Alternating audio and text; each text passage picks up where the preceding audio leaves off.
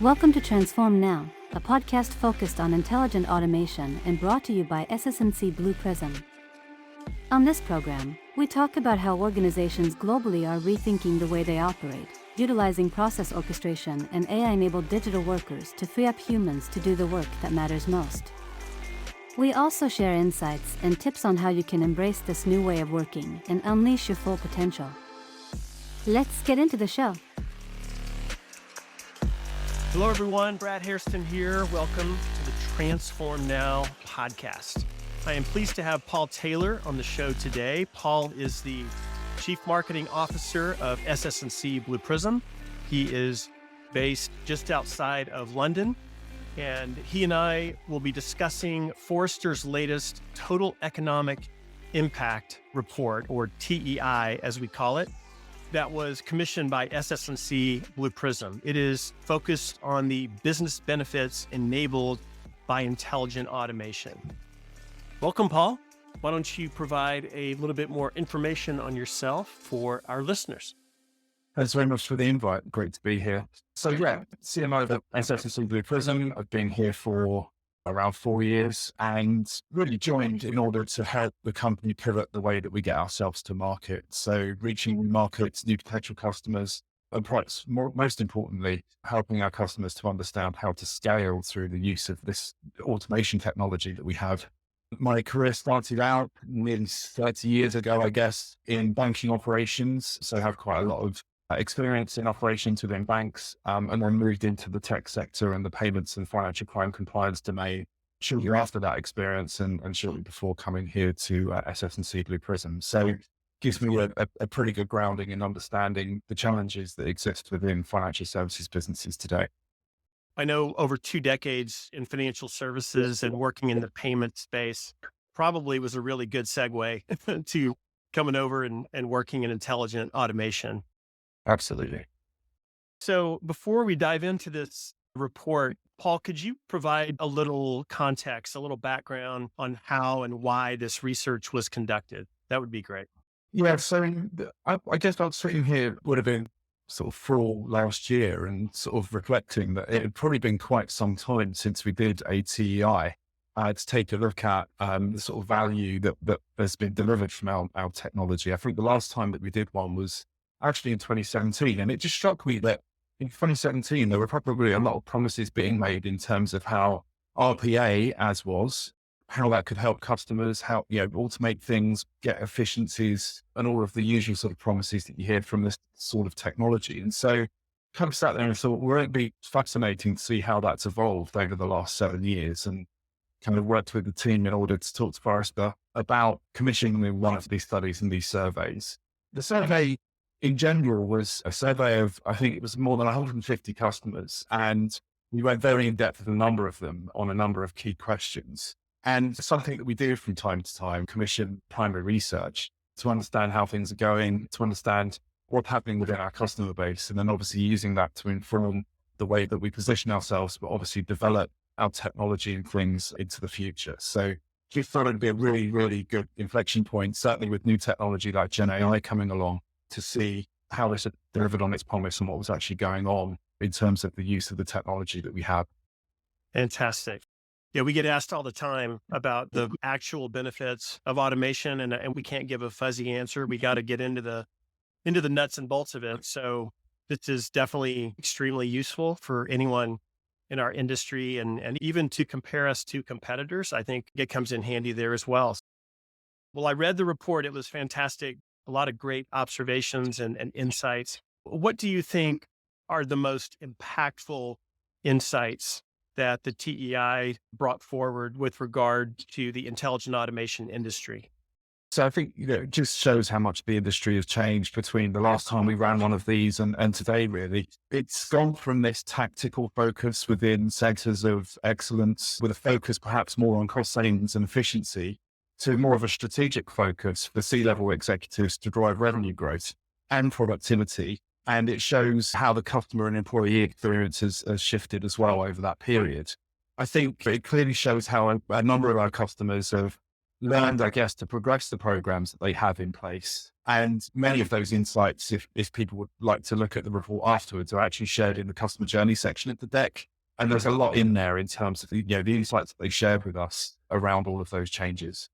The fact that companies are seeing revenue as one of the most significant benefits, that's a pretty huge shift from at least the last decade that people have been using automation. You agree? Yeah, I agree. I mean, I think it was probably the biggest surprise in the data set when we reviewed the findings. I think 73% of the overall benefit for customers comes from that revenue growth. And I think that was an incremental 5.4% in CAGR.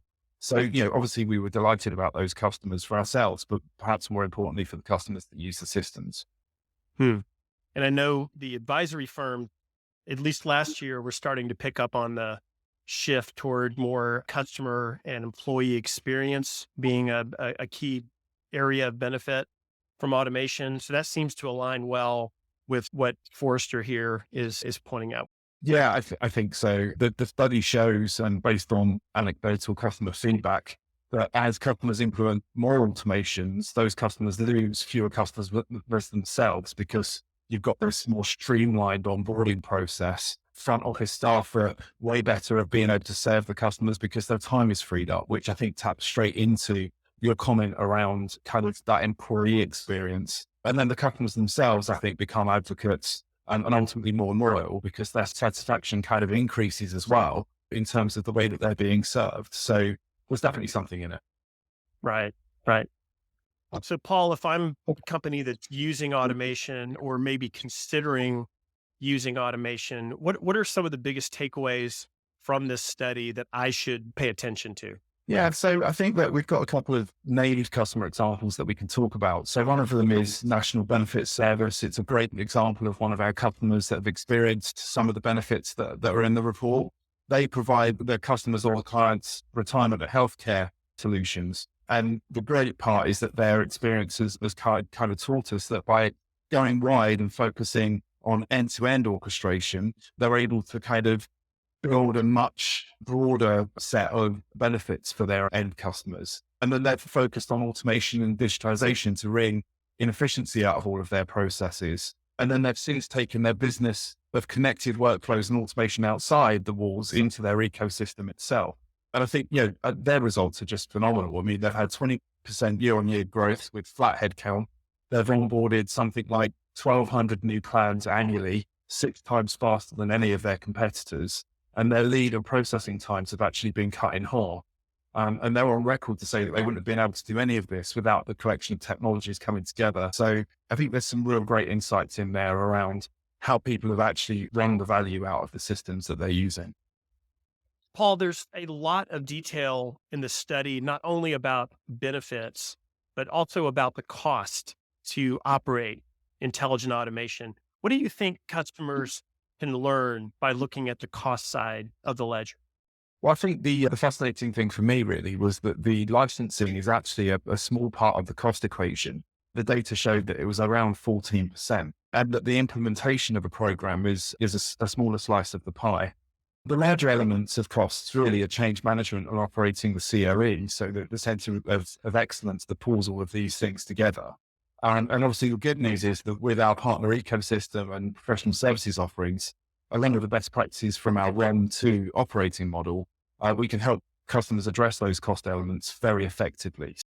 I think when you start looking at the way that these costs are segmented, it becomes very clear where some of the focuses should be applied in order to drive further efficiencies even outside of the program.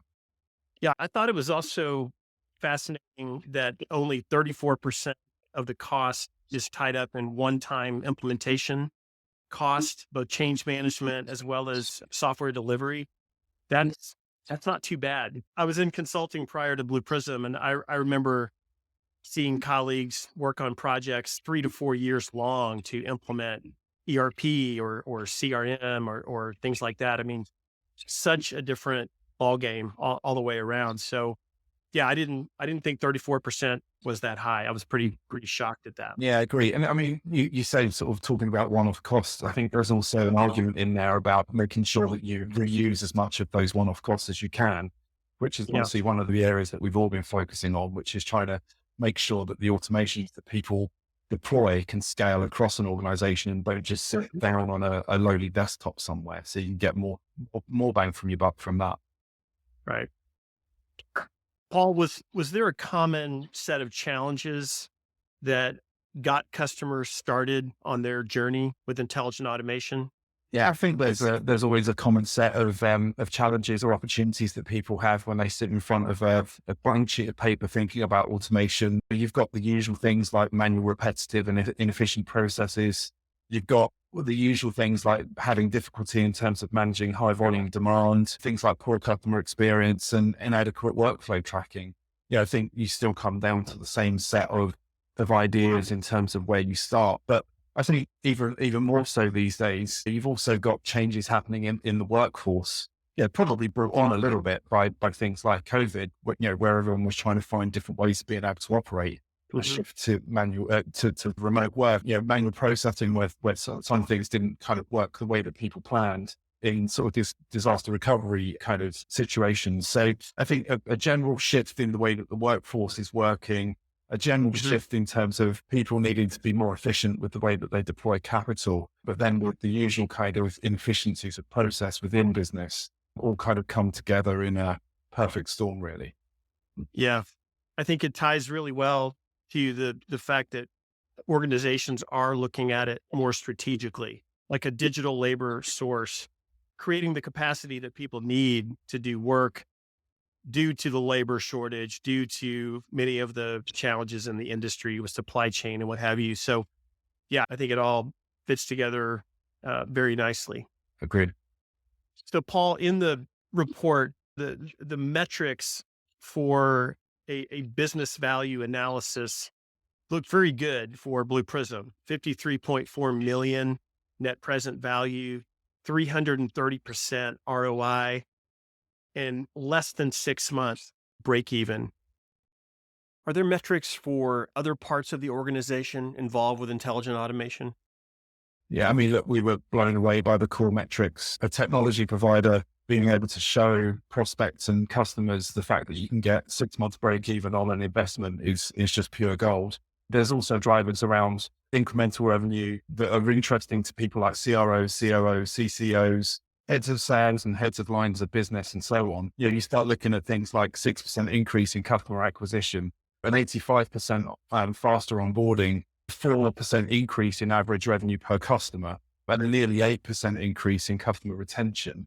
There's nothing not to like there. And, it sort of adds up to more customers onboarded faster, gaining more value and driving increased retention within your customer base. It's a pretty compelling set of statistics and facts that I think we can present to people off the back of this report.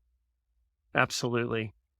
The report also included mention of some qualitative benefits. Which ones did you think were the most significant in that realm? Yeah, I'll pick three. I think the increased agility and flexibility. I think 45% of survey respondents indicated that they'd seen improvements around their agility to respond to kind of urgent business need. Improved process visibility, obviously across workflows and processes across the company, and a stronger security posture, eliminating macros that are often launching pads for security issues, end user computing problems, as well as automating security testing. So, a huge amount of downstream benefits that people can yield from such programs as well. Mm-hmm. So, Paul, any other observations or big surprises from what you saw in TEI? We've talked about a lot of the key points, and I really enjoyed that dialogue, but anything else you want to mention here, just as we kind of bring this to a close? Yeah, thanks. Look, I think this study is likely the first to cover automation and orchestration at depth. And what it shows is quite interesting, I think. It shows that as an industry, it sees the value of connecting workflows end-to-end across company with orchestration, and also by automating the individual processes that sit beneath. And the survey data shows that probably around half of the participants say that they're moving in that direction. And it just struck me that you spend an awful lot of your day-to-day and your time and your work talking to our advisory partners and customers about bringing all of these technologies together, whether that's BPM or orchestration or RPA or things like process intelligence. And obviously these days, things like generative AI. So I was actually going to turn the tables on you, Brad, and say to you, what are you hearing? And what's your take in terms of the way that people are bringing these technologies together for broader aims and how that can help within their businesses? Paul, that's not allowed. You can't ask a host to answer a question. No, I'm just kidding. I think we started seeing the convergence of BPM and RPA, or let's call it orchestration and automation. I think that's a better way to position it. We've seen those begin to come together over the last few years. In fact, one of my colleagues at Blue Prism told me one time, when you look at a process and you think about how it needs to be re-engineered or optimized, you want to take a BPM mindset toward that process initially, meaning look at all pieces and parts, look at all steps, whether they're done through automation or they're done through humans or they're done through something in an enterprise system. You want to have the most holistic, broadest viewpoint of that and attack it that way, and then look at the steps within that process that should be automated and done with digital labor. And that made so much sense to me because we've been chipping away at what can be automated with RPA and with intelligent automation. Now, with orchestration as a key component of our portfolio, we have given our customers the ability to take that broader view and really start to look at end-to-end processes and then continue to use intelligent automation, but use it as one of the levers that you can tap into where needed. And then orchestration can provide the other benefits for the manual steps, the human steps. I think that is a huge trend. And we did a webinar on this last year, and it was one of the highest attended webinars we've ever done. And we should have seen that as a sign right there. I mean, companies are really connecting these. They understand how they fit together. On the Gen AI piece, I mean, that's the other huge trend that we've obviously seen now over the last year and a half. And I think companies that are leveraging automation absolutely realize that you need to give it to your employees. You need them using it as fast as possible, and they're going to get benefit from that. I think the advisories are seeing like 10 to 20% productivity improvement just by giving it to the employees. But the real tremendous, exponentially larger benefits are going to come when you equip your digital workers with Gen AI. And so what we've been seeing, and I'm part of a small group that's been talking to a lot of our customers about this, we're seeing the desire to make that happen as fast as possible. Give digital workers the ability to tap into 1, 2, 3 different large language models, whatever they need to be able to bring the power of Gen AI into an automation so that you can extend what can be automated. So a lot of automations that were done in the last decade even can go further. Now with Gen AI, you can go back and you can tap into it and you can make it even better. So what can be automated is so much broader now through Gen AI. And the good news is we're able to equip our customers with the tools and the connectors and the wrappers they need to go and make that happen immediately. We've got them in our digital exchange. Companies have already started taking advantage of those. And we've added other things like connectors to vector databases so they can bring that local context. So yeah, it's a fast moving space.